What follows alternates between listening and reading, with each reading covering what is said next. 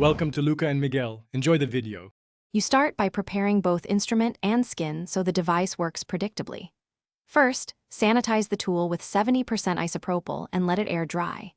Then clean the treatment area to remove oil and makeup. This improves contact and reduces irritation. Once done, plug in and select the lowest power setting and test on your inner wrist for 5 to 10 seconds to confirm comfort. If it feels fine, you're ready to proceed to controlled passes. If not, stop and reassess settings. You should use a measured, consistent technique so results are even and safe. Glide the instrument in slow, overlapping passes, about 1/2 to 1 centimeter overlap each time, which ensures full coverage.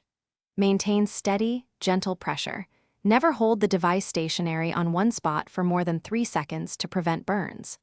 Once you complete 2 to 3 sessions at a comfortable setting, you can increase power gradually to improve efficacy. Make sure to monitor skin response between sessions to guide progression. You finish every treatment with targeted aftercare to seal results and prevent complications.